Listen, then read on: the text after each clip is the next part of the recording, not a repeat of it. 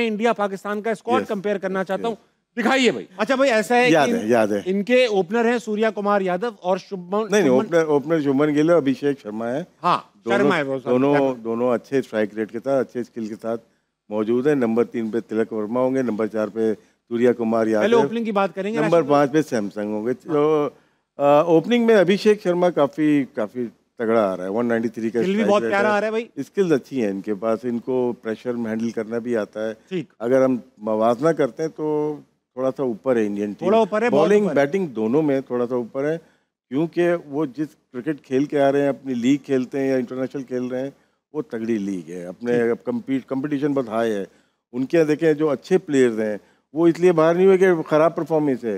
देखें जायसवाल ड्रॉप हुआ है, 165 के स्ट्राइक रेट पे बाहर हुआ है। आपका बिश्नोई बाहर हुआ है, उसका 6 पॉइंट कुछ का इकॉनमी रेट है। कुछ और प्लेयर हैं जैसे वाशिंगटन सुंदर, वो ड्रॉप हुआ है। अच्छी परफॉर्मेंस के बावजूद वो टीम में जगह नहीं बना पाए। हमारे यहाँ क्या होता है, ख़राब परफॉर्मेंस से फॉर्म अच्छी नहीं है, वहाँ पे ऐसा नहीं है, इसलिए स्लाइटली सा एज इंडिया की टीम को हासिल है। बाय फार उनकी ओपनिंग हमसे थोड़ी बेहतर लग रही है ऑन पेपर भी, और वैसे भी वर्ल्ड क्लास प्लेयर्स हैं उनकी ओपनिंग में। अहमद भाई, ऐसा लग रहा है आपको? जी बिल्कुल, अगर आप पेपर्स पे बात करेंगे तो टॉप क्लास बैटर्स मौजूद हैं, टॉप क्लास स्पिनर्स मौजूद हैं। हाँ, फास्ट बॉलिंग में बुमराह मौजूद है और अर्शदीप भी अच्छी बॉलिंग करता है। अगर आप इनके स्ट्राइक रेट्स लगाएंगे ना तो आपको किसी का 190 मिलेगा, 170, 160, 150। खाली यहीं तक बात नहीं रुकती, उसके साथ एवरेजेस भी ऊपर मिलेंगी। सही बात। आपको 30+ एवरेजेस मिलेंगी। लेकिन राशिद भाई, 6 लोग तो डेब्यू कर रहे हैं, पाकिस्तान का प्रेशर भी होता है। फिर सूर्या कुमार यादव जो है वो एक अच्छा प्लेयर है। देखें ऑन पेपर्स बड़ी जबरदस्त, लेकिन ये वो टीम है जो पाकिस्तान के खिलाफ इतने नहीं खेली। वो यहाँ ठीक है, अब उनका जो हमारे प्लान बनते थे ना टीम के भारत के लिए, उसमें बनता सबसे पहला नाम होता था विराट कोहली। हाँ, जो यहाँ नहीं है, जिसकी कमी बहुत महसूस होगी। फिर रोहित शर्मा जो यहाँ नहीं है, ना उसकी कप्तानी है ना वो ओपनर जिस तरह अपने नर्व्स को कंट्रोल करता था, वो यहाँ नहीं है। फिर होता था बीच के अंदर जडेजा के सारे आउट हो जाते, चीजें होती थी, वो आके बैटिंग बॉलिंग में जो है ना उसके खिलाफ प्लान बनता था। फिर अश्विन, वो भी नहीं है। फिर महेंद्र सिंह धोनी। तो ये 5 प्लेयर जिसके खिलाफ हमारी पाकिस्तान की सारी प्लानिंग होती थी, वो तो पांचों के पांचों इसमें है नहीं।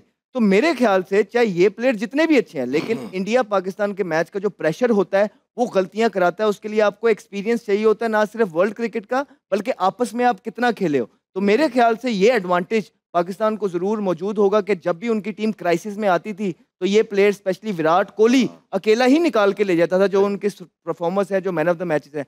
यहाँ पे थोड़ा सा एज हासिल है पाकिस्तान को कि अगर वो ये हिस्सा एक्सप्लॉइट करने में कामयाब हो गए और प्रेशर पहला जो पंच पहले 6 ओवरों का, चाहे बैटिंग में है चाहे बॉलिंग में है, मारने में कामयाब हो गए, तो इनके पास इस तरह को बीच के अंदर बैटर नहीं है जो सारा प्रेशर अब्जॉर्ब करे और मैच को पूरा एंड करे या लंबा लेके जाए। ये एक एडवांटेज मौजूद है। अच्छा, बिल्कुल सही, बहुत बहुत अच्छा आपने इसको एनालिसिस किया है। राशिद भाई, कुछ आपसे ये बात करूंगा, सियासी गुफ्तगू है ये थोड़ी सी, कि इंडिया कुछ इतनी बुग्ज में है कि स्पोर्ट्स के अंदर भी उन्होंने जंग का माहौल क्रिएट कर रखा है। वहाँ पे एशिया कप की जो पब्लिकेशंस निकल रही हैं, जो पोस्टर्स बन रहे हैं, उसमें ये तो लिखा है कि मैच है, ये तक नहीं लिखा किससे है, इंडिया वर्सेस छोड़ दिया। ये देखें आप, अब ये बेसिकली इंडिया और पाकिस्तान के मैच का पोस्टर है, इसमें आपको कहीं पाकिस्तान लिखा हुआ नहीं दिखेगा। ये तो देना चाहिए, ये तो बहुत छोटी हरकत है। ये पंजाब किंग्स की फ्रेंचाइज है उनकी, उन्होंने, ये क्या बेवकूफ़ी है इसमें? तो रियलिटी जो है वो है, उसको हम कैसे कर सकते हैं हटा दें? पाकिस्तान के फ्लैग से प्रॉब्लम है, पाकिस्तान के नाम से प्रॉब्लम, ये गलत चीज़ है। स्पोर्ट्स में क्या, पॉलिटिक्स में भी नहीं होनी चाहिए ऐसी चीज़। भाई अगर आपको मिटाना है तो जो जंग लगी थी उसमें करते थे ये काम, उसमें हमने कर दिया, आप पोस्टरों तक महदूद रह गए असली में। तो अहमद भाई, ये क्या सोशल मीडिया की वॉर में आ गए हैं वो। हाँ नहीं, बहुत वो भी बड़ी थकी भी एक्सपोज अपने आप को खुद कर रहे हैं। ये कोई भी चीज ऐसी नहीं है कि कोई पढ़ा लिखा बंदा होगा ना वो कहेगा कि यार ये आप क्या, या तो खेलो ना। हाँ, अगर खेल रहे हो तो फिर पूरे तरीके से खेलो। हाँ, और इस तरह की हरकतें करते हो खुद ये हार जाएंगे। अगर हार गए तो सोचो फिर क्या हाल होगा। सही बात। तो ये तो अपने पे खुद प्रेशर पड़वा रहे हैं। सही बात। तो एक चीज डिसाइड करनी है, खेलना है तो दिल से खेलना है, अच्छे रिलेशन में रह के, नहीं तो नहीं खेलना। अजी बीच में लटके में। हमारी दादी मरहूम याद आ गई। दादी कहा करती थी, बेटा सुअर मत बोलो, 40 दिन तक दुआ कबूल नहीं होगी। तो हम दादी से कहते, दादी क्या बोलें, कभी जरूरत पड़ जाती है किसी को कहने की, तो कहती थी पिग बोलो। तो यही है, पोस्टर में तस्वीर नहीं लगाई, मैच खेलने आ रहे।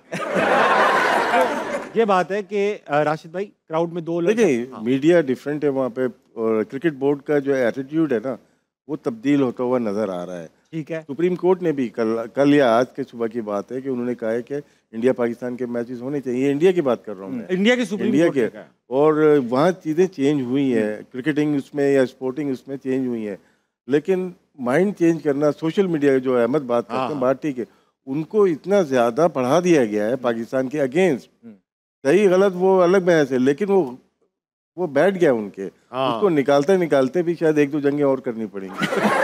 एक तो जंगे अल्लाह खैर करे।